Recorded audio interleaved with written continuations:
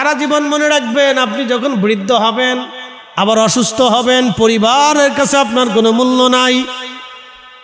ছেলে না বলবে বাবা খিটখিট করে বেশি কথা বলে, বেটার বউ বলবে বাবা আমার শ্বশুর আব্বা বৃদ্ধ হয়ে গেছে, একেবারে খালি বেশি কথা বলে, ঘন কথা বলে। তখন তার কাছেও ভালো লাগে না, স্ত্রীর কাছেও ভালো লাগে না, ছেলে মেয়েদের কাছেও ভালো লাগে না। বৃদ্ধ হয়ে গেলে ভালো লাগে না।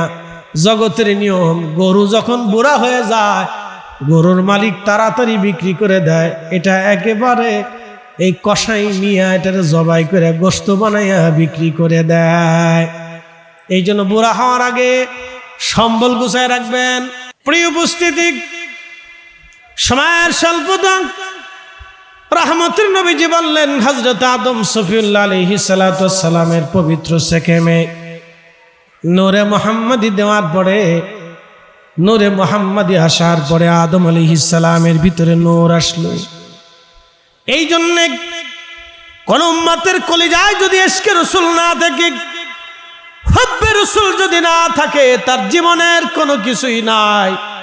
4 পয়সাও তার মূল্য নাই, 4 পয়সাও তার মূল্য নাই, 1 আনাও তার জিন্দেগির মূল্য নাই।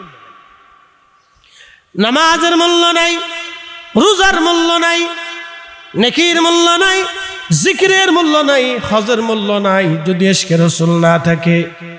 ইশকে রাসূল যদি থাকে, হজ করবেন মঞ্জুর হয়ে যাবে, নামাজ পড়বেন কবুল হয়ে যাবে। ইশকে রাসূল থাকবে না, আপনার কোনো কিছুই রবের দরবারে কবুল হবে না। আল্লাহর নবী সাহাবী সিদ্দিক আকবর, হযরত বেলাল, ওয়াসিল করনী, গাসলুল মালাকা হযরত হানজালা, হযরত তালহা, হযরত আবু বকর, ওমর, উসমান, আলী, তালহা, জুবাইর, আব্দুর রহমান ইবনে আউফ, সাদ বিন আবি ওয়াক্কাস, আবু উবাইদা ইবনে জাররাহ, সাইদ ইবনে জুবাইর, রিদওয়ানুল্লাহি তাআলা আলাইহিম আজমাইন, আশারে মুবাশশিরিন, খুলাফায়ে রাশিদিন, আসহাবুন নবী, আম্মা জানেরা জীবনের সব দিলেন। বলে আম্মা জানরা কি দিলেন? একজন স্বামীর খেদমতে সারাটা জীবন কাটিয়েছেন। আম্মা জান আয়েশা বলেছেন, এমন মাস চলে গেছে, মাসের পর মাস আমার রসুলের ঘরের মধ্যে চুলায় আগুন জ্বলে নাই। বলে নবী খেতেন কি? না খেয়ে এইভাবে কেটে গেছে। আল্লাহর নবী, রহমতের নবী, পেটের মধ্যে পাথর বেঁধেছে। যদি কোনোদিন আপনি হজে চলে যান তো মদিনাতে যাবেন। মদিনা যাওয়ার পরে একটা জায়গা পাবেন, জায়গার নাম খন্দকের মাঠ। এই খন্দকের মাঠ দিয়ে, রাস্তা দিয়ে, খন্দক যেখানে, এখান দিয়ে এখন রাস্তা হয়েছে, কিন্তু সেই পাহাড় এখনো আছে। পাহাড়ে একটা ছোট্ট মসজিদ আপনি পাবেন। এই মসজিদের উপরে বসে নবীজি দিক নির্দেশনা দিয়েছেন, নামাজ পড়েছেন। তার নিচে আর একটা মসজিদ আছে, মসজিদে হযরত সালমান ফার্সি। এইখানে সালমান ফার্সি বসে জিহাদের দিক নির্দেশনা দিলেন। তারপরে যে আর একটা মসজিদ আছে, মসজিদ আলী, এখানে হযরত আলী এবং ফাতেমা রাদিয়াল্লাহু আনহুমা, তারা দুইজন এখানে বসে বসে যুদ্ধের নেতৃত্ব দিয়েছিলেন। তার একটু দূরে আগাইয়া খন্দকের যে পাহাড় আছে, পাহাড়ের পিছনে আর একটা পাহাড় আছে, জাবাল আবু সিলা। যদি কোনোদিন যান, আপনাকে পরিচয় করাই দিলাম, জাবাল আবু সিলা। হযরত জাবের রাদিয়াল্লাহু আনহুর বাড়ির সামনে দিয়ে যাবেন, জাবাল আবু সিলা। জাবাল আবু সিলাতে একটা ছোট্ট গুহা আছে। এই গুহার ভিতরে নবীজি একাধারে 3 দিন 3 রাত সিজদায় পড়ে কেঁদেছিলেন। শুধু তার আওয়াজ ছিল এটা, ইয়া রব হাবিলি উম্মতি, আল্লাহ আমার উম্মত গুনাহ করে ফেলছে, আল্লাহ আমার উম্মতের উপায় কি হবে? 3 দিন 3 রাত পরে সিজদায় পড়ে কেঁদেছিলেন, ইয়া রব হাবিলি উম্মতি, ইয়া রব হাবিলি উম্মতি, আল্লাহ আমার উম্মতের উপায় কি হবে? আল্লাহ আমার উম্মতের উপায় কি হবে? 3 দিন পর্যন্ত রাসূল খাবার খান নাই।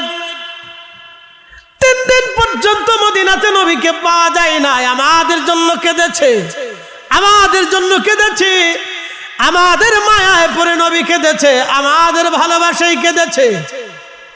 মা যেমন কলিজার ভিতর থেকে মা যেমন কলিজার ভিতর থেকে সন্তানকে ভালোবাসে, আমার নবীজি আমাদেরকে কলিজার ভিতর থেকে বেশি ভালোবাসতেন, মায়ের থেকে বেশি ভালোবাসতেন। যদি বিশ্বাস না করেন, তারিখ ও সিরাতের ভিতরে আসছে হযরতে সাইয়্যিদা আমিনা রাদিয়াল্লাহু আনহা তিনি নিজে বলেছেন হালিমাতুস সাদিয়া রাদিয়াল্লাহু আনহার কাছে, হালিমা রে, তুমি জানো না তুমি কাকে নিয়ে যাচ্ছ আমার কোল থেকে?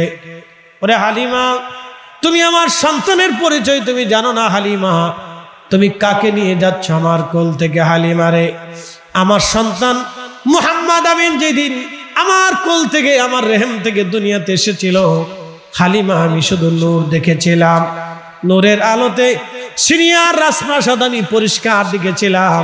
হালিমা আমি আরো দেখেছিলাম আমার এই সন্তান আমার রেহেম থেকে দুনিয়াতে আসার পরে আমি দেখলাম আমার সন্তান, দুনিয়ার অন্যান্য সন্তানরা কান্না করে, কিন্তু আমার এই সন্তানকে আমি সেজদারত অবস্থায় দেখেছিলাম। শুধু সেজদারত অবস্থায় দেখে না রে হালিমা, আমি আরো দেখেছি আমার এই সন্তান সেজদার মধ্যে পড়ে পড়ে একটা বাক্য বলে চিৎকার মেরে মেরে কাঁদতেছিল, ইয়া রব হাবিলি উম্মতি, ইয়া রব হাবিলি উম্মতি। একবার জোরে বলা যাবে কি ইয়া রাসূলুল্লাহ? তিনি আমার নবী যা বলে আবু সিলাতে নবীজি কান্না করলেন একাধার 3 রাত 3 দিন। খন্দকের জিহাদের ময়দানে প্রিয় নবীজি 3 দিন পর্যন্ত মাটি কাটতেছিলেন, খাল খনন করতেছিলেন। মক্কা থেকে 10,000 কাফেররা পত্তলিকরা মদিনায় ধেয়ে আসতে আক্রমণ করার জন্যে। তাদের চিন্তা মদিনা আর রাখবো না, একেবারে মদিনাতুল মুনাওয়ারা আমরা নিঃশেষ করে দিব।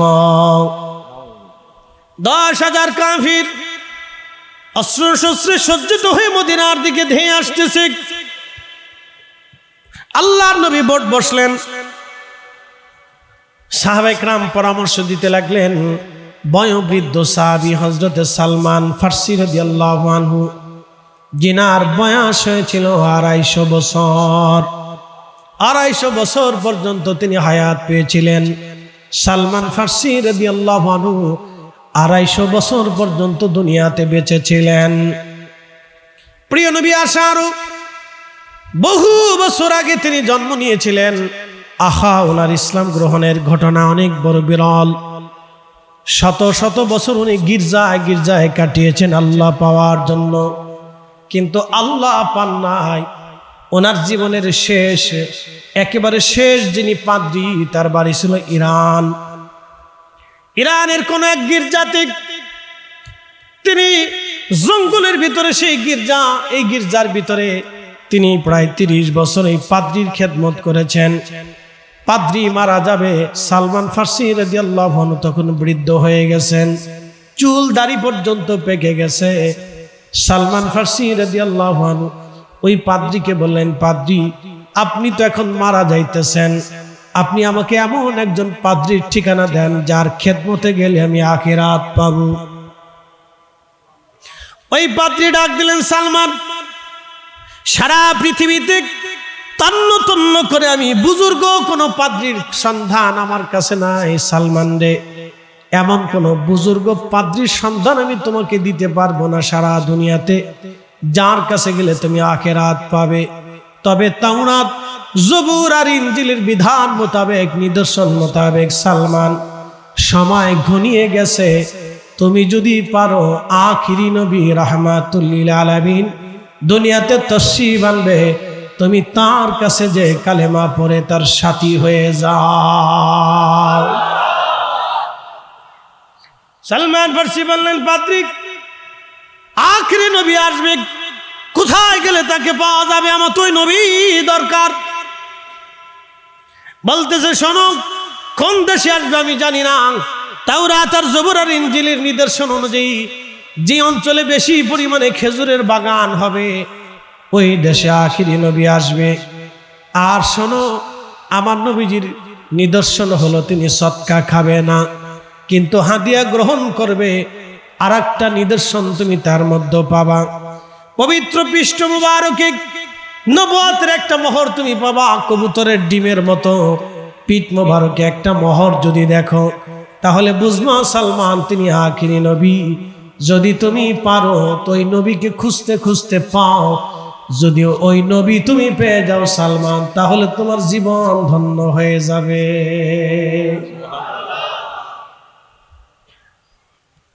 হাজরাতে সালমান ফার্সি রওনা দিলেন।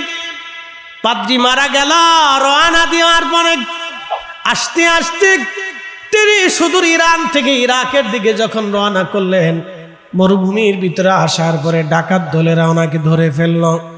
ওনাদের যে বণিক দলের সাথে আসতেছিলেন, ডাকাত দলেরা বণিক দলদেরকে ধরে তাদেরকে হত্যা করে মাল সামানা নিয়ে গেল। সালমান ফার্সি রাদিয়াল্লাহু আনহু বলেন, আমি বৃদ্ধ মানুষ ছিলাম, আমার চুল দাড়ি একেবারে পাকা ছিল, সাদা ছিল, সেই জন্য তারা আমাকে হত্যা করে নাই। আমার হাত পা বেঁধে ওরা নিয়ে আসলো, ইরাকের কুফার বাজারে উঠাইলো বিক্রি করার জন্যে। আমি ইরাকের বাজারে আমার হাত পা বেঁধে রেখেছি। সকাল থেকে সন্ধ্যা পর্যন্ত কোনো মানুষ আমার দাম জিজ্ঞাসা করে নাই। আগের যুগে হাটে বাজারে মানুষ বেচা কেনা হতো, এখনকার হাটে বাজারে গরু ছাগল যেমন বেচা কেনা হয়, আগের হাটে বাজারে মানুষ বেচা কেনা হতো। দেখে একটা গোলাম দেখা যায় বয়োবৃদ্ধ, চুল দাড়িগুলি একেবারে পাকা, অনেক বয়স্ক। তখন সালমান ফার্সি রাদিয়াল্লাহু আনহুর বয়স 200 বছর। 200 বছর তখন বিরাট বয়সী মানুষ, একেবারে নজ্জ, চুল দাড়িগুলি একেবারে পাকা, চামড়াগুলি ঘুচিয়ে গেছে। হযরত সালমান ফার্সি রাদিয়াল্লাহু আনহু ইহুদি যায় বলতেছে, হে লোকেরা, তোমরা এই বৃদ্ধকে ধরে আনছো কেন? বলে বেশ বিক্রি করার জন্য। কত দাম? বলে দেখো, সারাদিন তাকে বাজারে রাখছি, কোন মানুষ দাম জিজ্ঞাসা করে না, এই বৃদ্ধ মানুষ বিধায়। আমাদের মদিনাতে একজন নবী আসছে, আমার রসুলের নাম ধরে তারা হাসি তামাশা করতেছিল, ঠাট্টা করতেছিল। সালমান ফার্সি কাজ বন্ধ করে দিয়ে কান পেতে পেতে কথা শুনতে লাগলেন, আর চোখের পানি সেরে সেরে কাঁদতে লাগলেন। আল্লাহ, তুমি আমাকে এমন জায়গা নিয়ে আসছো, গোলামির বন্ধন দিয়ে দুনিয়াতে নিয়ে আসলা, কিন্তু গোলামি দিয়ে নিয়ে আসছো রসুলের দরবার পর্যন্ত। আমার কত বড় ভাগ্য ভালো, আখিরি নবীর সন্তান আমি সালমান ফার্সির নসিবে এসে গেল। দিদারে মুস্তাফার জন্য, সাহাবতে রসুলের জন্য তাদের ত্যাগের কোনো শেষ ছিল না। আর আমরা বিনা ত্যাগে পাইছি, বিনা ত্যাগে জন্মসূত্রে আল্লাহ আমাদেরকে নবীর উম্মত বানিয়ে দিলেন। তো এই নবী আসছে, আমি খুশি হব না তো খুশি হবে কে? কথা কন না কেন? হাজরাতে সালমান ফার্সি রাদিয়াল্লাহু আনহু বলেন, আমি সব কিছু ঠিকানা নিলাম, সন্ধ্যাবেলা মালিকের কাছে গেলাম, মালিক আপনি আমার একটু ছুটি দেন। কোথায় যাবি সালমান? বলে আমি বৃদ্ধ মানুষ, মদিনার বাজার থেকে ঘুরে আসি, আমি বাগান থেকে কিছু খেজুর কেটেছিলাম, খেজুরগুলি নিয়ে রওনা করলাম। মালিক আমার ছুটি দিল, চলে গেলাম খুঁজতে খুঁজতে মেজবানে রাসূল হযরত আইয়ুব আনসারী রাদিয়াল্লাহু তাআলা আনহুর বাড়ি। যেতে যেতে দেখলাম পূর্ণিমার চাঁদ মাঝখানে বসে আছে, আর চারিপাশে নক্ষত্ররা বসে আছে। পূর্ণিমার চাঁদ মাঝখানে বসা, চারিপাশে নবীজির চারপাশে নক্ষত্রগণ বসে আছে। আমি আস্তে করে চুপচাপ বসে গেলাম। আল্লাহ নবীজি মেহবুবে আলা নবী কথাবার্তা শেষ করলেন। আমি খেজুরগুলি সামনে নিয়ে বললাম, ইয়া রাসূলুল্লাহ, আপনার জন্য কিছু সদকা এনেছি, কবুল করেন সদকা।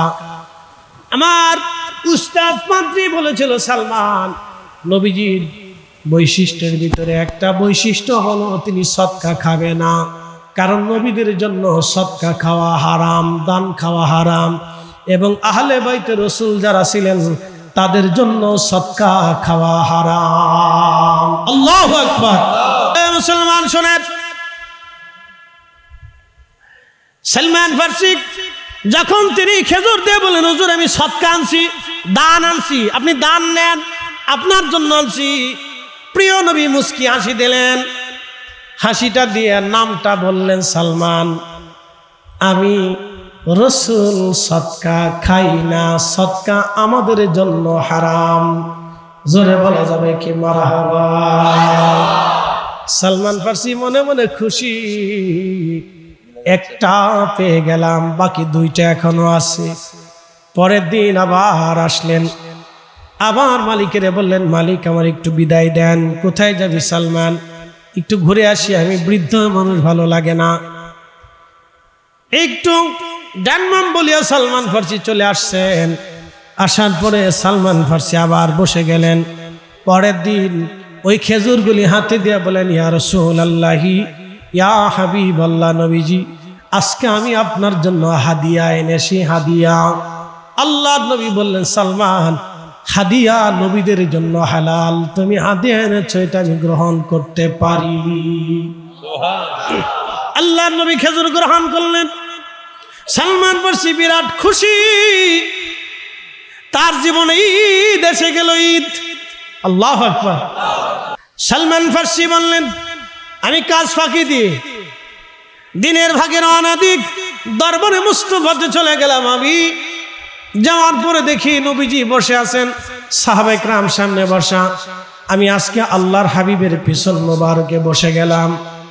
উদ্দেশ্য, পৃষ্ঠ মোবারকে নবুয়তের মোহর আমি দেখবো। আজ আমি বসে আছি, রহমতের নবীর দরওয়াজাতে খবর পৌঁছে গেল, সালমান ফার্সি বারবার কেন আসে? আল্লাহর হাবিব পিঠ চুলকানোর নাম দিয়ে, নবীজি পিঠ চুলকানোর নাম দিয়ে পবিত্র কাপড় জুব্বা উঠাইতে লাগলেন। উঠাইয়া উঠাইয়া পৃষ্ঠ মোবারক বের করে নবীজি দেখাইলেন। সালমান ফার্সি নবীজিকে জড়িয়ে ধরে নবুয়তের মোহরে বারবার চুমা লাগাইতে লাগলেন। বেশি লম্বা করবো না, মুক্তাসর হবে না, এগুলি আমাদের বোঝাটা অত্যন্ত জরুরি, বুঝে যাওয়াটা দরকার। সালমান ফার্সি রাদিয়াল্লাহু আনহু খুশি হয়ে গেলেন, সাহাবীরা খুশি। রোম সাম্রাজ্য, পার্সিয়ান সাম্রাজ্য বিজয় হবে ঠিক। আল্লাহর মেহবুবের ইন্তেকালে 30 বছর পরে হযরত ওমরের জমানাতে রোম সাম্রাজ্য বিজয় হলো। নবীজির যেই দিন খন্দকের ময়দানে ঘোষণা দিয়েছিলেন, তার 30 বছর পরে হযরত ওমরের জমানাতে পার্সিয়ান সাম্রাজ্য বিজয় হলো, রোম সাম্রাজ্য বিজয় হলো। একবার জোরে বলা যাবে কি মারহাবা। ঠিক হয়েছিল, নবীজি যা বলেছিলেন তাই হয়েছিল। প্রিয় নবীজি, অথচ তখন খাবার নাই, কি নাই? খাবার নাই। আল্লাহর হাবিব পেট মোবারকে পাথর দিলেন, পাথর দিয়ে কাপড় দিলেন, কাপড় দিয়ে শক্ত করে বাঁধলেন। বাঁধার পরে নবীজি খাল খনন করতেছিলেন। 3000 সাহাবী একসাথে খাল খননে ব্যস্ত। আল্লাহর নবী নিজেও মাটি কাটতেছিলেন, নিজে হাতে মাটি কাটেন, সাহাবীরাও মাটি কাটে। হযরত জাবের রাদিয়াল্লাহু আনহু দেখলেন আল্লাহর হাবিবের পেট মোবারকে কি যেন বাধা দেখা যায়। কাছে এসে বলেন, হুজুর আপনার পেট মোবারকে কি যেন বাধা আছে, কি হয়েছে ইয়া রাসূলুল্লাহ? নবীজি বললেন, জাবের রে, ক্ষুধার যন্ত্রণা নিবারণ করার জন্য পেটের মধ্যে পাথর দিয়ে কাপড় দিয়ে বেঁধে রাখছি। বলে, হুজুর আপনি বলেন কি, আপনি কি খান নাই? আল্লাহর নবী বলেন, জাবের রে, আজকে 3 দিন হলো কোনো দানা পানি হয় নাই। জাবের চোখের পানি ছেড়ে দিয়ে বলেন, হুজুর বলেন কি, আগে কেন বলেন নাই? আপনার জাবের কি মরে গেছে? ইয়া রাসূলুল্লাহি, আপনি দাঁড়ান, আমি যাইতেছি আমার বাড়ি। বাড়িতে চলে গেলেন হযরত জাবের। বিবিকে বললেন, বিবি ঘরের মধ্যে কি আছে? বলে, স্বামী এক সা গম আছে আর একটা ছাগল আছে। বলতেছে, বিবি রে, আজকে 3 দিন রহমতের নবী ক্ষুধার্ত, পেটের মধ্যে পাথর চাপা দিয়ে রাখছে। আমি দেখছি, বিবি রে, তুমি গম পিষো, রুটি বানাও, আমি ছাগল জবাই করে দিয়ে যাচ্ছি, রহমতের নবীকে আমাদের বাড়ি দাওয়াত দিব। বিবি বললেন, স্বামী গো একটু দাঁড়ান, দাওয়াত তো দিবেন বটে, আমার কিন্তু এক সার উপরে কোনো গম নাই। আল্লাহর হাবিবের সাথে অনেক সাহাবী কাজ করতেছে, আপনি কিন্তু প্রকাশ্যে দাওয়াত দিয়েন না, আল্লাহর নবীর সামনে গোপনে গোপনে দাওয়াত দিয়েন। সাহাবীরা যেন না জানে, যদি এত সাহাবীকে আপনি দাওয়াত দিয়ে দেন, আমার বাড়ি খাবার নাই, মেহমানদারি করা সম্ভব হবে না গো স্বামী আমার। হযরত জাবের বললেন, ঠিক আছে, আমি গোপনে দাওয়াত দিব, তুমি রুটি বানাও, আমি ছাগল জবাই করে দিয়ে যাচ্ছি, গোশত বানাই দিয়ে যাচ্ছি, রান্না বান্না করো, আমি রসুলকে দাওয়াত দিয়ে নিয়ে আসবো। হযরত জাবের সব কমপ্লিট করে দিলেন, বিবি রান্না বান্না শুরু করে দিলেন। আল্লাহ রসুলের দরবারে হযরত জাবের কানে কানে যে বলেন, ইয়া রাসূলুল্লাহ, জাবেরের বাড়ি আপনার দাওয়াত, আমার বিবি রান্না বান্না চলতেছে। নবীজি বললেন, যাবে, রান্না হলে খবর দিও। রান্না শেষ হয়ে গেল, হযরত জাবের দৌড়াই গেলেন, ইয়া রাসূলুল্লাহ, রান্না হয়েছে, আপনি আসেন। আল্লাহর নবী বললেন, জাবের তুমি যাও বাড়িতে, আমি আসতেছি। আল্লাহর নবীজি বললেন, সাহাবীরা রে, তোমরা আসো, জাবেরের বাড়ি আমার দাওয়াত হয়েছে, আমি একা যাব না, তোমরা আমার সাথে আসো। আল্লাহর নবীজির সাথে এক একজন করে 3000 সাহাবীর সবাই রওনা দিয়ে চলে গেল। চিৎকার মেরে জোরে বলেন আল্লাহু আকবার। জাবাল আবু সিলার সামনে হযরত জাবির রাদিয়াল্লাহু আনহুর বাড়ি।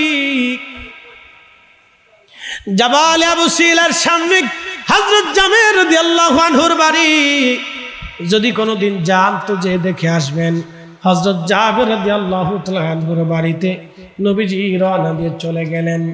হযরত জাবের দেখলেন প্রিয় নবী আসছে। আল্লাহর নবী, রহমতের নবী জাবের রাদিয়াল্লাহু আনহুকে ডাক দিলেন। দেখলেন সাহাবীরা নবীজির পিছন পিছন জাবেরের বাড়ির উঠান ভরে গেছে। হযরত জাবেরের স্ত্রী ভয় পেয়ে গেলেন, হায় হায়, হলো কি? দাওয়াত দিলাম নবীকে, আমার তো এক সা গম, একটা মাত্র ছাগলের গোশত, তেমন তো আর কিছুই আমার ঘরে নাই, কি করে মেহমানদারি হবে? তিনি স্বামীরে ডাক দিলেন, স্বামী গো, ভিতরে আসেন তো। করছেন কি আপনি? হায় হায়, সর্বনাশ করে ফেলছেন। আপনারা না কইলাম দাওয়াত দিবেন কানে কানে, আপনি এত মানুষ দাওয়াত কেমনে দিলেন? বলতেছে, স্বামী, বিবি আমার কি দোষ? আমি তো কানে কানে দাওয়াত দিয়েছিলাম, কিন্তু রহমতের নবী নিজে একা আসতে পারে নাই, সবাইকে দাওয়াত দিয়ে নিয়ে আসছে, আমি কি করব? স্ত্রী বলতেছে, স্বামীর সর্বনাশ হয়ে গেল, আজকে এত মানুষের মেহমানদারি আমি কেমনে করাবো? জাবের বললেন, আল্লাহর হাবিবের কাছে যায় দেখি। নবীজি বলেন, জাবের রে, কি পরিমাণে? বলি, ইয়া রাসূলুল্লাহ, 1 সা গম আর একটা ছাগলের গোশত, এছাড়া আর কিছুই আমার ঘরে নাই গো নবীজি। নবী বলেন, জাবের, চিন্তা করো না, আমি নবী নিজে হাতে আজকে সবাইকে মেহমানদারি করব। চিৎকার মেরে বলেন মারহাবা। বেশি বেশি খাবে। যদ্দূর পারেন মিলাদুন নবী সাল্লাল্লাহু আলাইহি ওয়াসাল্লামের মাহফিলে গরু জবাই করে, মোষ জবাই করে, প্রয়োজনে উট জবাই করে খাবে। কি কথা কর না? বেশি করে খাবেন, আমরা খাবো, হ্যাঁ হ্যাঁ করে জ্বলতে থাকবো। জ্বলুক, ও ছাতা দেখার সময় নেই, আমরা ওগুলোর দিকে ফিরেই তাকাবেন না, কানেই নেবেন না। এসি গেট আউট, টাইম নেই, কানের ভিতরে ঢুকাবে, দূর ক্লিয়ার, বাকি চুকি নেই। মেহবুবে আলা নবীজি খাবার আনো, রুটির পাত্রটা কাপড় দিয়ে ঢেকে দাও, আর গোশতের পাত্রটা, তরকারির পাত্রটাও কাপড় দিয়ে ঢেকে দাও। তোমার স্ত্রীকে ভিতরে যেতে বলো, সাহাবীদেরকে বলো কাতার করে বসার জন্য। মারহাবা কর। জাবির, সাহাবীদেরকে বলো কাতার করে বসার জন্য, কাপড় দিয়ে ঢেকে দাও, আমি নিজ হাতে বেড়ে দেবো আজ। আল্লাহু আকবার। একসাথে বলবেন আল্লাহু আকবার। রহমতের হাত, বাম হাত মুবারক রুটির পাত্রের উপরে প্রিয় নবী রাখলেন। 3টে রুটি বিসমিল্লাহ বলে বের করলেন, জাবেরের হাতে দিলেন। তরকারির পাত্রে হাত দিলেন, 1 চামচ তরকারি এনে রুটির উপরে দিলেন। আল্লাহর নবী জাবেরকে বললেন, জাবের রে, সবার সামনে খাবার পৌঁছাও। এইভাবে দিতে দিতে দিতে দিতে 3000 সাহাবীর সামনে 3টা করে রুটি চলে গেল। যেমনে কোন মনে হয় আপনার বাড়িতে এরকম 2-1 ঘটছে? জোরে বলেন সুবহানাল্লাহ। এই হিসাব দেই, মানুষ 3000, রুটি গেল কয় হাজার? জোরে জোরে কয় হাজার? গম কয় মন? একসা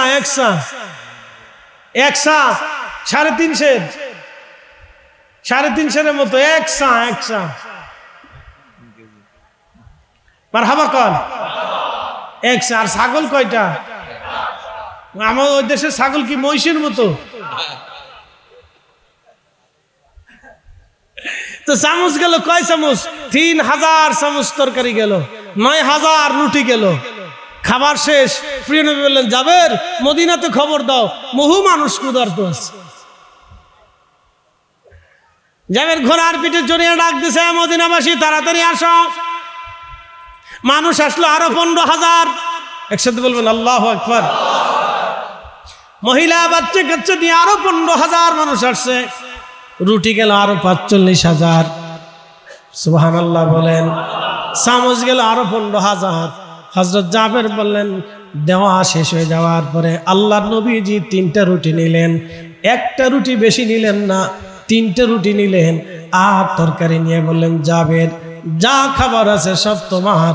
হযরত জাবের বললেন, পাত্রের কাপড় উল্টায় দেখলাম যা আছে তাই, কমেও নাই বাড়েও না।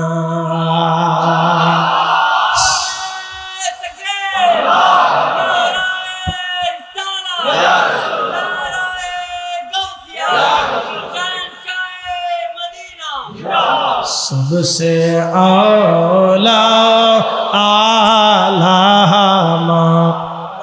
नबी, सबसे भाला आलामा,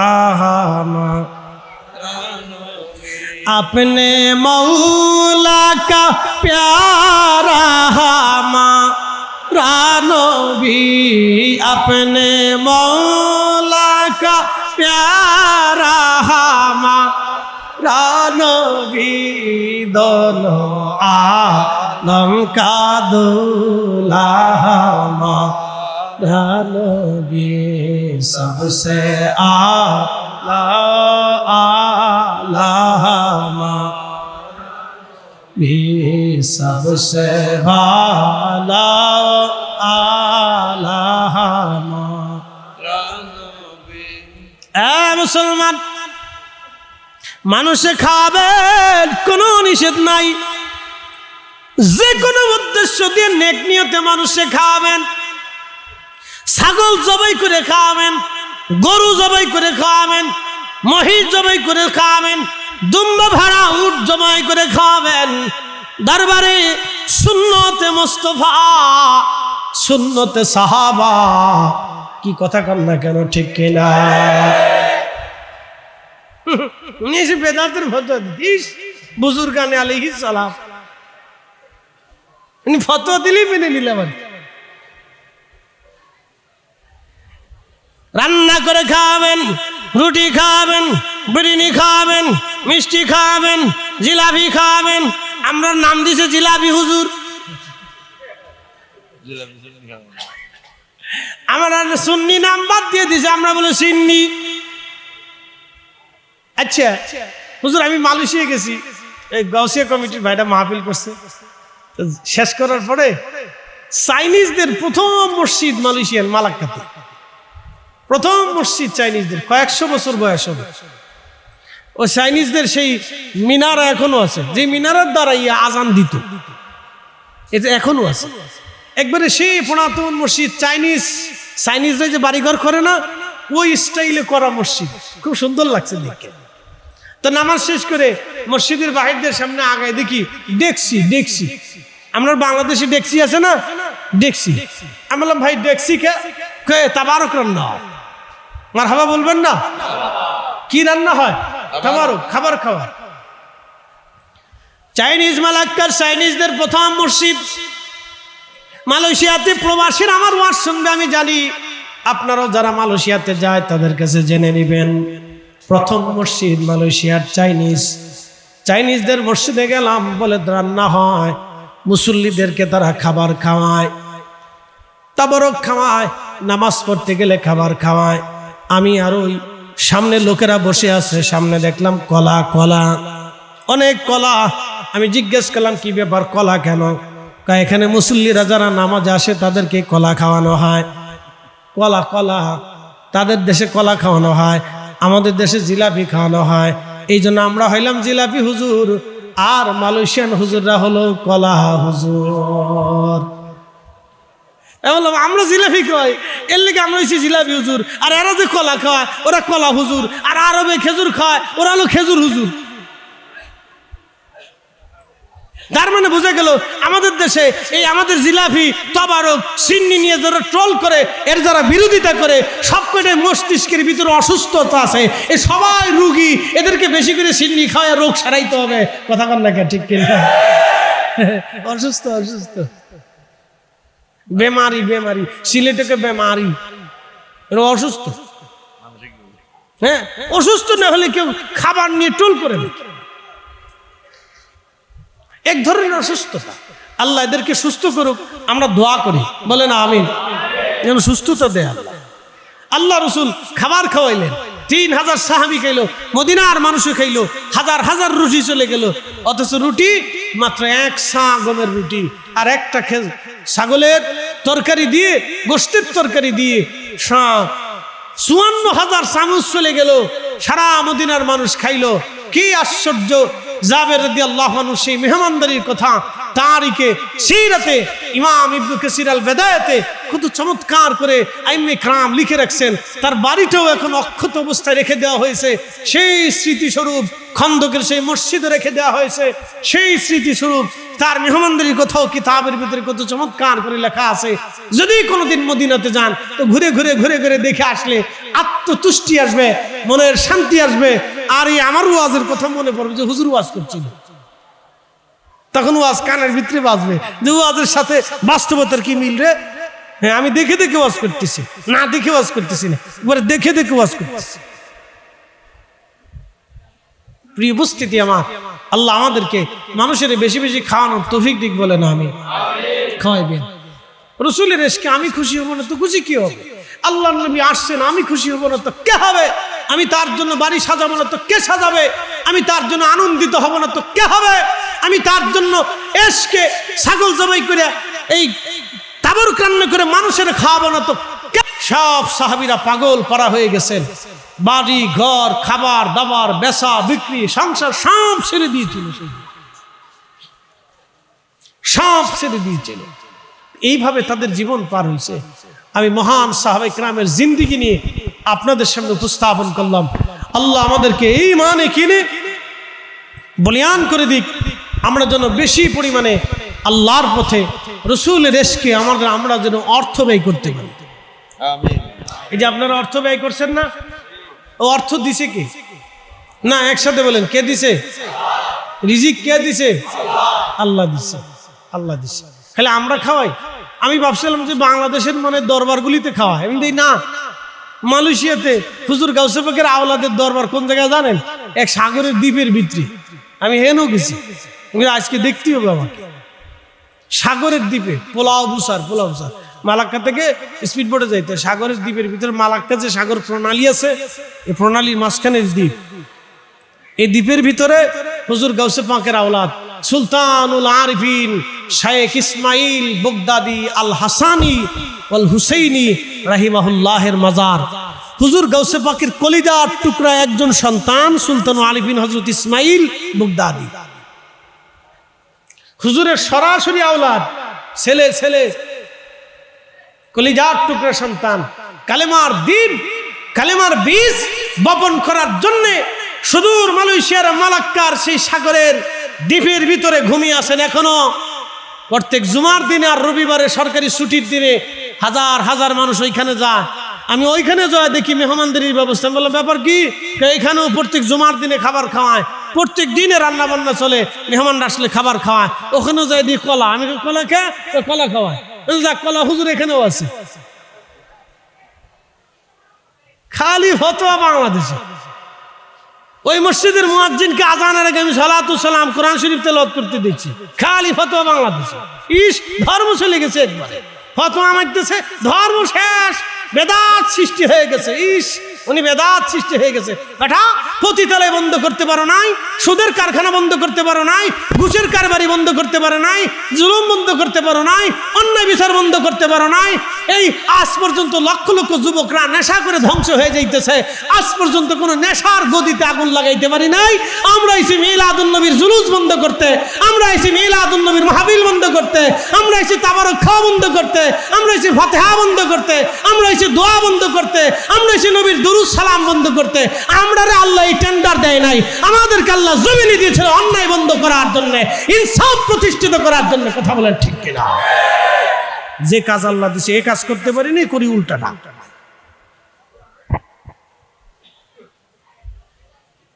ওইখানে নামাজের পরে আমরা মিলাদ শরীফ পড়লাম, ইমাম সাহেব নিয়ে, ইমাম সাহেব নিজেই মিলাদ শরীফ পড়াইলেন। মারহাবা বলবেন না? জিয়ারতের সময় আমরা মিলাদ শরীফ পড়লাম, তো দেখলাম অলিদের দরবারে কিছু পাগল থাকে, ওইখানেও দেখলাম কিছু মানুষ, আরে এটা আধুনিক মালয়েশিয়ার ভিতরেও দুনিয়া বিরাগী কিছু মানুষ এসে তাসবিহ তাহলিল জিকিরে ফিকিরে বসে রয়েছে। আমি বললাম সর্বনাশ, এখানেও আছে? হ্যাঁ এখানেও আছে। আল্লাহু আকবার। প্রিয় ভাই আমার, তখন আমি বুঝলাম ওইখানে দাঁড়াইয়া যে অলিদের তবকা কোনোদিনও বন্ধ হবে না, কোথাও না কোথাও থেকে আল্লাহ বের করে নিয়ে আসবে। অলির দরজা বন্ধ হবে না, অলি চলমান থাকবে, যে যতই চেষ্টা করুক কাজ হবে না, এটা থাকবে। ওনাদের ফিউজুদ সারা দুনিয়া ব্যাপী। প্রিয় ভাই আমার, এই জন্য কুনসিরু ফিল আরদ, দুনিয়া ঘুরে ঘুরে দেখো, দুনিয়া ঘুরে ঘুরে দেখো। আমরা অনেক সময় গজল বলি ওলি আল্লাহর বাংলাদেশ, শুধু বাংলাদেশ অলিদের না, সারা পৃথিবী অলিদের। কি কথা কর না কেন? সারা দুনিয়া অলিদের। অলি যেখানে গেছে ইসলাম সেখানে গেছে। একসাথে বলবেন না আল্লাহু আকবার।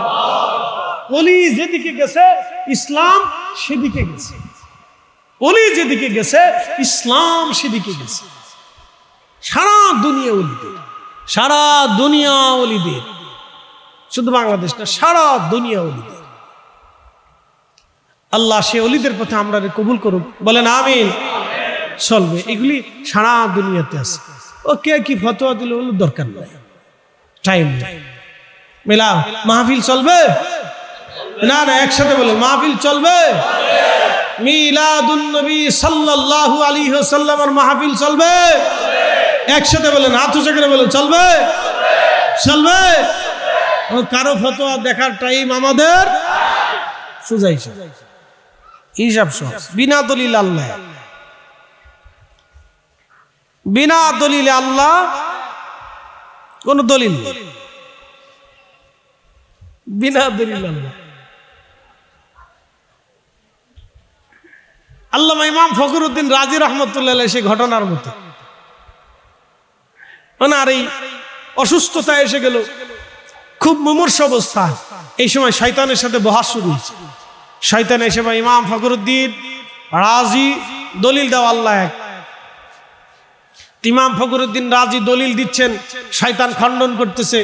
শুনবেন, শয়তানের কিন্তু যুক্তি সুন্দর, খালি খণ্ডন খণ্ডন খণ্ডন খণ্ডন খণ্ডন, দলিল খণ্ডন, দলিল খণ্ডন খণ্ডন করতে করতে পেরেশান হয়ে গেছে।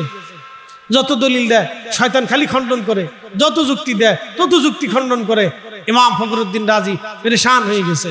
আল্লামা নজরুদ্দিন কুবরা রাহিমাহুল্লাহ তিনি মোরাকাবায় বুঝতে পারলেন সর্বনাশ, ফখরুদ্দিন রাজির শয়তান বিপদে ফেলতে যাচ্ছে। তখন তিনি অজু করতেছিলেন, বললেন অজুর পানি আনো তাড়াতাড়ি। অজুর পানি আনাইলেন, অজুর পানি নিক্ষেপ করে দিয়ে বললেন, ফখরুদ্দিন তুমি বলো বিনা দলিল আল্লাহ। একসাথে বলবেন আল্লাহু আকবার। কোন দলিলে? বিনা দলিল আল্লাহ, বিনা দলিল আল্লাহ। পানি এসে পড়ল, আল্লাহু আকবার। পানি এসে ইমাম ফখরুদ্দিন রাজির মুখে পড়ার পরে হুঁশ ফিরে আসলো। শয়তান বিনা দলিল আল্লাহ, কোন দলিল লাগবে। শয়তান দৌড়ায়, কাহা পারলাম না আজকে পারলাম না রে, বিনা দলিল। তা আমরার কাছে বিনা দলিল আল্লাহ। নাস্তিকরা এসে বলবে তোমার আল্লাহ এক, দলিল কি? দলিল লাগবে না রে বেটা, বিনা দলিল আল্লাহ। কি কথা বল না কেন? সাহাবীরা দলিল চাই নাই, পিঠের চামড়া উঠে ফেলছে কাফেররা। হযরত বেলালের পিঠের চামড়া উঠাইছে, খাব্বাবের পিঠের চামড়া উঠাইছে। ওয়াসিল কারণীর খোদাই খোদাই সারা জীবন চলে গেছে। হযরত সালমান ফার্সির পিঠের গোশত উঠিয়ে ফেলছে। সাহাবা ইকরামের জীবন চলে গেছে, জিন্দেগি চলে গেছে, স্ত্রী পুত্র পরিজন ছেড়েছে, জমি জমা ছেড়েছে, বাড়িঘর ছেড়েছে। বিনা দলিল আল্লাহ, দলিল লাগে না, বিনা দলিল আল্লাহ, বিনা দলিলে রসুলের গোলামি নিছে। কথা বল না, ঠিক কিনা? দলিল লাগবে না। আমরা বিনা দলিলে রসুলের গোলামি চাই। হিসাব সব বিনা দলিলে রসুলের গোলামি, নবীর গোলামির জন্য আবার দলিল লাগবে কে? নবী নিজেই দলিল। কি কথা বল না কে? রসুল নিজেই দলিল। রসুলের গোলামির জন্য দলিল কেন? নবী নিজেই হুজ্জত, তিনিই দলিল। আল্লাহ নিজে বলেছেন আমিনু, ঈমান আনো বিল্লাহি, আল্লাহর উপরে, ওয়া রাসূলিহি, নবীর উপরে। তো আল্লাহ নিজেই রসুলকে হুজ্জত বানিয়েছেন, দলিল বানিয়েছেন, তিনিই হুজ্জত, তিনিই দলিল। আর নতুন দলিল উনি নিজেই দলিল। উপস্থিতি আর কথা বলবো না। আল্লাহ আমাদেরকে ইমানে আমলে একই আরো মজবুত করে দিন। সকলে বলেন আমিন। আলোচনা রীতি আসেন নবীজিকে সালাম জানাই, ইয়া নবী সালাম। রাঙ্গুনিয়াবাসী খুবই মনোযোগ দিবেন। ভাইজান আমার সালমান ফারসি রাদিয়াল্লাহু আনহু নবীজির পিছন মোবারকে, নবুয়তের মোহর মোবারকে বারে বারে চুমা লাগায় সাহাবীরা ছুটাইতে গেলেন। হে বৃদ্ধ, তুমি করো কি? প্রিয় নবীর কষ্ট হয়। আল্লাহ নবী বললেন, সাহাবীরা সরে যাও, বাধা দিও না। অনেক দিনের আশা সালমানের আজ পুরা হতেছে। চুমা খেলেন। চুমা খাওয়ার পরে সালমান ফারসি রাদিয়াল্লাহু আনহু বলেন, হুজুর আমার আর বুঝার বাকি নাই, আমি বুঝে ফেলেছি আপনি আখিরি নবী। মেহেরবানি করে কালেমা পড়ে আপনি আমার দীক্ষা দিয়ে দেন। লা ইলাহা ইল্লাল্লাহু মুহাম্মাদুর রাসূলুল্লাহ সাল্লাল্লাহু আলাইহি ওয়াসাল্লাম।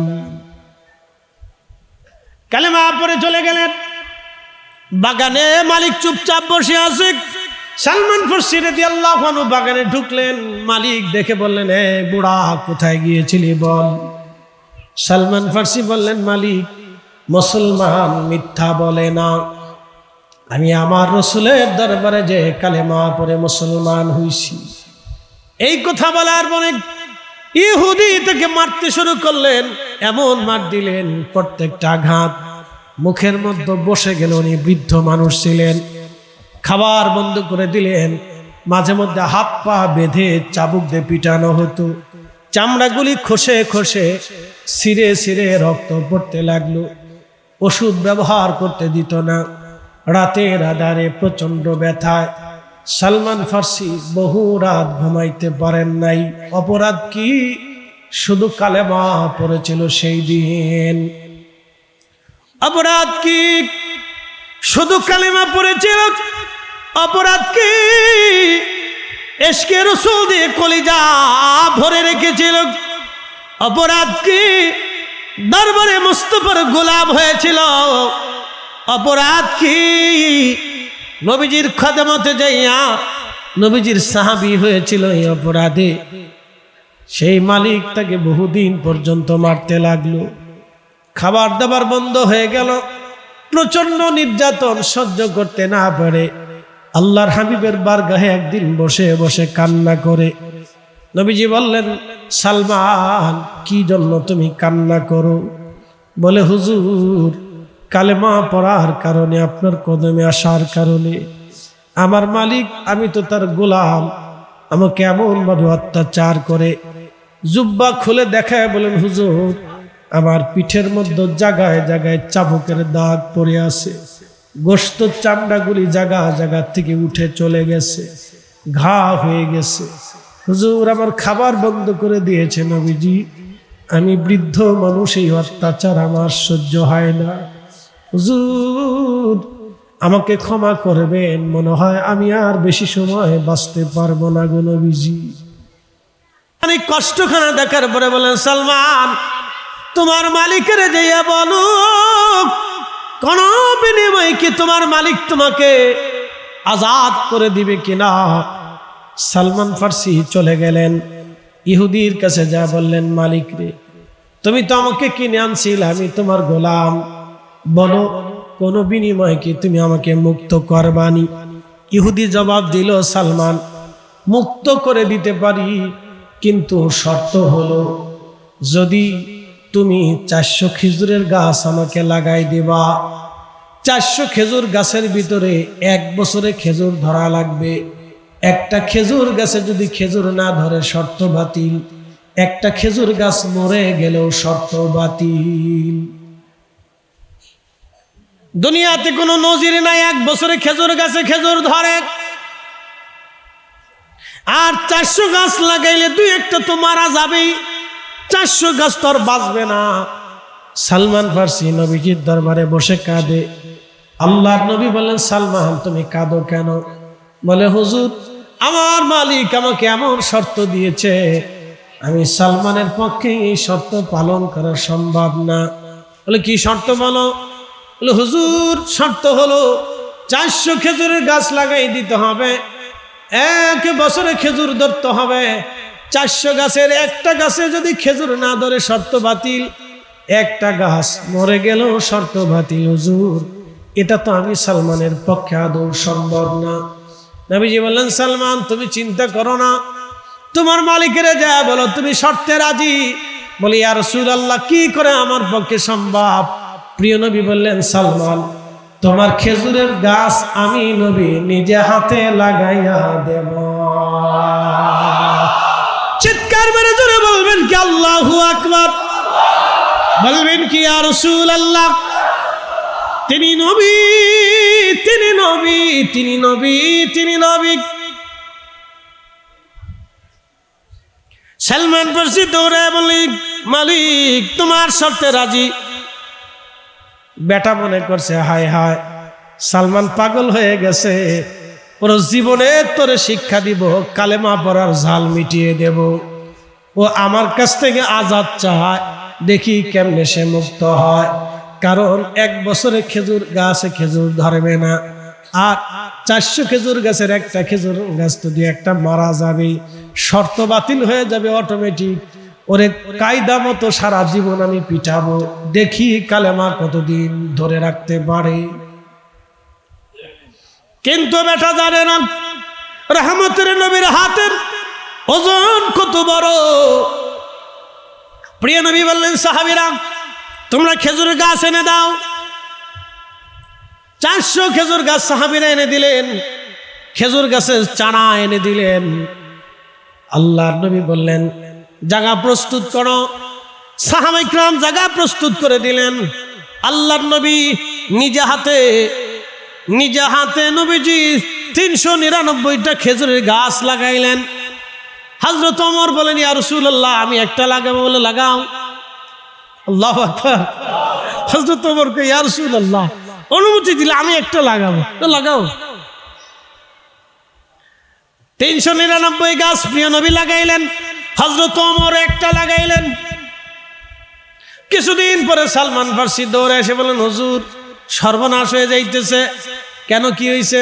হযরত ওমর যেই গাছ লাগাইছিল এই গাছটা শুকনা হয়ে গেছে। একসাথে বলবেন আল্লাহু আকবার। হযরত ওমর যেই গাছ লাগাইছে এই গাছটা শুকনা হয়ে গেছে। আল্লাহ নবীজি নিজে গেলেন, ওই গাছ উঠাইলেন, আবার লাগাই দিলেন। শুকনা খেজুর গাছ জিন্দা হয়ে গেল। একসাথে বলবেন না আল্লাহু আকবার। জোরে জোরে জোরে জোরে জোরে জোরে। এখন প্রশ্ন আছে কেন? নবীজি 399টা লাগাইলেন, হযরত ওমর একটা লাগাইলেন। ওমরেরটা মরে যাইতেছিল, ওমরেরটা যদি বেঁচে থাকতো তাহলে আজকে নজদিরে বলতো নবীও যা ওমরও তা। কি কথা কন না কা? নবীও যা ওমরও তা। ওমরও খেজুর গাছ লাগাইছে, এটাও বেঁচে গেছে। নবীজি লাগাইছে, এটাও বেঁচে গেছে। হযরত ওমরেরটা বাঁচবে না, কারণ এটা আল্লাহর সিদ্ধান্ত। নবীর হাত ওমরের হাত এক হাত না। নবীর হাত নবীর হাত, ওমরের হাত ওমরের হাত। নবীর ঈমান, নবীজির মর্যাদা, নবীর মর্যাদা, ওমরের মর্যাদা সেটা আলাদা। রসুল করিমের নূরের হাত, আল্লাহর দেওয়া হাত, রসুলের বরকতি হাত, রহমতি হাত, যেখানে পড়ছে সেখানে বরকত হয়েছে। হযরত ওমরেরটা মরে গেছে, আল্লাহর নবী ওইখানতে আবার ওই গাছ উঠাইয়া মোড়া গাছ লাগাই দিলেন, জিন্দা হয়ে গেলেন। যদি মদিনাতে কোনোদিন যান তো যা দেখবেন সালমান ফার্সি রাদিয়াল্লাহু আনহু খেজুরের বাগান এখনো আছে, এখনো আছে। একসাথে বলবেন আল্লাহু আকবার। যারা আপনাদেরকে হজের গাইড দেয় বলবেন, ও আল্লাহর বান্দা আমরা রে সালমান ফার্সি রাদিয়াল্লাহু আনহুর খেজুরের বাগানে নিয়ে চলো। এখনো সেই বাগান আছে। এখনো সেই বাগান আছে, কিন্তু সে গাছ নাই, সে গাছ আর নাই, সে গাছের বংশধর আছে, কিন্তু সে গাছ নাই, বাগান এখন আছে, কিয়ামত পর্যন্ত থাকবে। এটা কেউ নষ্ট করতে পারবে না, একবার এটা রেজুলেশন করা বাগান। একসাথে বলবেন আল্লাহু আকবার। সৌদি সরকার, রাজ পরিবার, বাদশা, আমির, ওমরা চেঞ্জ হবে, 1450 বছরে বহু চেঞ্জ হয়েছে, কিন্তু বাগান কেউ সরাইতে পারেন, কারণ এটা রেজুলেশন করা বাগান। সালমান ফার্সি রাদিয়াল্লাহু আনহুর বাগান, এখানে কেউ হাত দিবে না। প্রিয় উপস্থিতি, সেই সালমান ফার্সির কথা বলছিলাম, খন্দকের যুদ্ধের ময়দানে ওনার মসজিদ আছে, উনি যেইখানে বৈশা যুদ্ধের নেতৃত্ব দিয়েছিলেন সেই মসজিদ, এখানে সেই মসজিদ বানানো আছে। যদি খন্দকে যান, আল্লাহর মেহবুব যেই মসজিদে বসে যুদ্ধের নেতৃত্ব দিয়েছিলেন সেই মসজিদ এখনো আছে। যেই মেহরাবে নবীজি নামাজ পড়িয়েছিলেন সেই মেহরাবটা এখনো আছে। যদি যান ওখানে 2 রাকাত নামাজ পড়ে দোয়া করে আসবে। মারহাবা বলবেন না? আল্লাহর হাবিব যেখানে বসছিলেন এখানটা এখনো আছে। হ্যাঁ, যাবেন যাবেন, খালি হজ করে আসেন না, ঘুরে ঘুরে এগুলো দেখে আসেন। খালি ওমরা করে আসবেন না, ঘুরে ঘুরে এগুলো দেখে আসবেন, তাতে অন্তরের প্রশান্তি আসবে, ভালো লাগবে, এগুলি ইমান বৃদ্ধি পাবে, এগুলি ঘুরে ঘুরে দেখে আসবে। সবচেয়ে বেটার হয় যারা সুন্নি গাইডেড যদি থাকে আপনাদের, ওনাদের মাধ্যমে গেলে আপনাদের জন্য সুবিধা হবে। ওনাদের কাছ থেকে ঘুরে ঘুরে ঘুরে ঘুরে দেখে দেখে আসবে, তাতে ইমানের বৃদ্ধি পাবে এবং আপনার সার্থকতা আসবে, যে আমি দেখছি ভালো লাগছে, ভালো লাগছে, জীবনের একটা সার্থকতা আছে। এই সার্থকতা আসবে, সফরের একটা সার্থকতা আসবে। তো এই খন্দকে সালমান ফার্সি রাদিয়াল্লাহু আনহু যেখানে, এখানে মসজিদ আছে, হযরত আলী কাররামাল্লাহু ওয়াজহু, ফাতেমা রাদিয়াল্লাহু আনহা দুইজনে যেখানে বসে যুদ্ধের নেতৃত্ব দিয়েছিলেন এখানেও আছে, মসজিদ আছে। এখান থেকে হেঁটে হেঁটে হেঁটে হেঁটে কিছু দূরে আগে ঘুরে আসলে হযরত জাবের রাদিয়াল্লাহু আনহুর বাড়ি। এই বাড়িটা এখন মসজিদ কমপ্লেক্স করে সৌদি সরকার সংরক্ষণ করে রাখছে। সে আগের বাড়ি নেই, কিন্তু মসজিদ কমপ্লেক্স করে এটাকে সংরক্ষণ করে রাখছে জাবির রাদিয়াল্লাহু আনহুর বাড়ি। তিনি আশিকে রাসূল ছিলেন। এই খন্দকের খাল খনন করতেছিলেন নবীজি। খাল খনন করার সময় বিরাট বড় পাথর পড়লো, 10 ফিট চওড়া, 10 ফিট গভীর পাথর। তো তখন তো ক্রেন ট্রেন, এই আত্মাধুনিক যন্ত্র ব্যবস্থা ছিল না, তো পাথর কেমনে সরাবে? সাহাবায়ে কেরাম এসে বলেন, ইয়া রাসূলুল্লাহ, পাথর কেমনে সরাবে? প্রিয় নবী বললেন, হাতুড়ি আনো। আল্লাহর হাবিব পাথরের কাছে গিয়ে হাতুড়িতে পাথরে একটা আঘাত করলেন। একসাথে বলবেন মারহাবা। একটা ছোট্ট আঘাত করলেন, বেশি শক্তি দিয়ে করা লাগে না, এটা নবুয়তি শক্তি। আঘাত করলেন হাতুড়ি দিয়ে, ছোট হাতুড়ি দিয়ে আঘাত করলেন। 10 ফিট চওড়া, 10 ফিট ডিপ, দৈর্ঘ্য প্রস্থে 10 ফিট করে, একবারে লম্বা 10 ফিট, দৈর্ঘ্যে 10 ফিট, প্রস্থে 10 ফিট, গভীরতা 10 ফিট, এত বড় পাথর। সাহাবায়ে কেরামের চিন্তা, আমরা তো খাল খনন করছি, কাফেররা যদি পাথরের উপর দিয়ে এসে চলে যায় তো আমরা যুদ্ধে আমরা পরাজিত হয়ে যাই। আল্লাহর হাবিব পাথরে আঘাত করলেন, 10 ফিট গভীর পাথর আঘাত করলেন ছোট্ট হাতুড়ি দিয়ে। পাথর 3টা খণ্ডে বিভক্ত হলো, হাতুড়ি মারার সাথে আগুনের ফুলকি বের হলো। নবীজি বললেন, সাহাবীরা, পারস্য সাম্রাজ্য বিজয় হবে। সুবহানাল্লাহ। কে আসতে হয়ে গেল না? জোরে বলেন না, না, আর জোরে জোরে জোরে জোরে জোরে জোরে জোরে একসাথে বলেন তো আল্লাহু আকবার, আল্লাহু আকবার, জোরে বলেন আল্লাহু আকবার। কোন সাম্রাজ্য? জোরে বলেন। পারস্য বুঝেন তো, এখনকার ন্যাটো। এখন বাংলাদেশের সেনাপ্রধান যদি বলে আমরা ন্যাটো দখল করব, তো আপনার বাঙালিরা সবাই কইছে উনি পাগল হয়েছে, ওনার ওই পদ থেকে বাদ দিয়ে নতুন আরেকজনকে বসান। এখন যদি বাংলাদেশের সেনাপ্রধান বলে আমরা ন্যাটোর সাথে যুদ্ধ করব, ন্যাটো তো বুঝতেছেন আপনারা 21টা পৃথিবীর পরাশক্তি দেশ, যাদের সম্মিলিত অর্থনৈতিক এবং সামরিক জোটের নাম হচ্ছে ন্যাটো। ন্যাটো শতানি জোট, এটা শতানি জোট আর কি। হ্যাঁ, মুসলিম মারার জোট এটা। আমার দিকে তাকান, এই ন্যাটো। এখনকার ন্যাটো, তখনকার পার্সিয়ান সাম্রাজ্য। এবার আসেন, আল্লাহ রসুল মেহবুবে আলা নবী আর একটা আঘাত করলেন, আগুনের ফুলকি বের হলো, প্রত্যেক খণ্ড যে 10 ফিট চওড়া পাথর 3 খণ্ড হয়েছিল, সেই প্রত্যেকটা খণ্ড আরো 3টে করে খণ্ড হয়ে গেল। মারহাবা বলবেন না? 3টে খণ্ড, আগুন বের হয়ে গেল। প্রিয় নবী বললেন, সাহাবীরা, রোম সাম্রাজ্য বিজয় হবে। হ্যাঁ, আরো জোরে জোরে জোরে জোরে জোরে চিৎকার মেরে বলেন আল্লাহু আকবার। কোন সাম্রাজ্য? রোম। এখনকার দিনের ওই রাশিয়ান জোট বলছেন, রাশিয়া, চায়না, উত্তর কোরিয়া, ইরান, এই ওনাদের বেল্ট আর কি, ধরে নেন আর কি। পৃথিবী এখন 2 ভাগে বিভক্ত, একটা আমেরিকান জোট আর একটা রাশিয়ান জোট। 2 জোটের অর্থনৈতিক আর অস্ত্রের মহড়ার পাল্লা চলতেছে, খালি শান মারতেছে, ধার মারতেছে খালি। আচ্ছা বলেন তো, 2 কুফার বাহিনীরে আল্লাহ 2 ভাগে বিভক্ত করে দিল কে? জানেন, ওরা যদি এক থাকতো তাহলে মুসলমানের পিঠের চামড়া থাকতো না। মনে রেখে, ওরা যদি সবাই এক থাকতো তাহলে মুসলমানের পিঠের চামড়া থাকতো না। এই জন্য আল্লাহ 2 গ্রুপ করে রাখছে। কিয়ামত পর্যন্ত এরকম থাকবে, ইমাম মাহদী আলাইহিস সালামের আগ পর্যন্ত। ইমাম মাহদী আলাইহিস সালামের আগ পর্যন্ত এরকম 2টা গ্রুপ করে রাখবে আল্লাহ। নাহলে মুসলমানের জান থাকবে না। একটা মুসলমানের পক্ষ নেবে আর একটা বিরোধিতা করবে। এ দেখেন, আগে থেকেও ছিল, এখনো আছে। এ কিয়ামত পর্যন্ত থাকবে। খুব মনোযোগ দেন। বিরাট বড় সাম্রাজ্যের বিরুদ্ধে যুদ্ধ হবে, মুসলমানদের বিজয় হবে, এই কথা শোনার পরে সাহাবায়ে কেরাম খুশিতে উদ্দোলিত।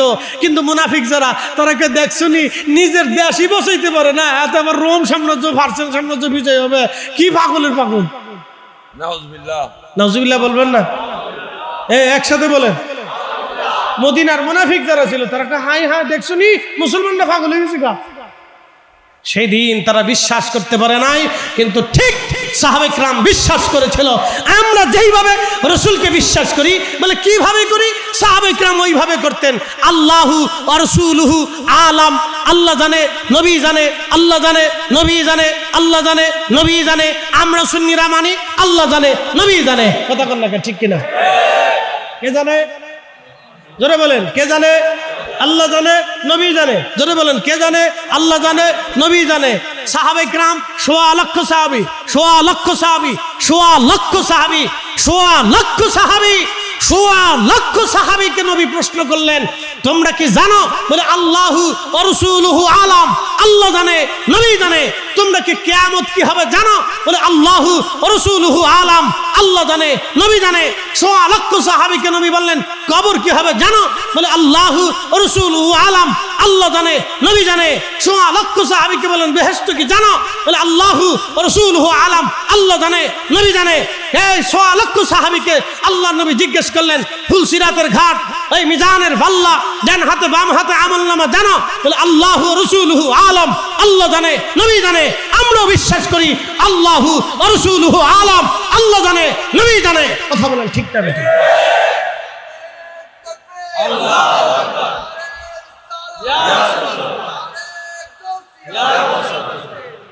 আমরা বিরাট বড় বেদাতি। ইস, উনি বড় হক্কানি বইয়ে রয়েছে ঘন্টা মরি দিয়ে। আমরা বিরাট বড় বেদাতি। বুঝাটা জরুরি। আপনাকে বুঝতে হবে যে আমি হকের উপরে আসি না বেহকের উপরে আসি, এটা আপনাকে বুঝতে হবে। প্রিয় উপস্থিতি হাজির,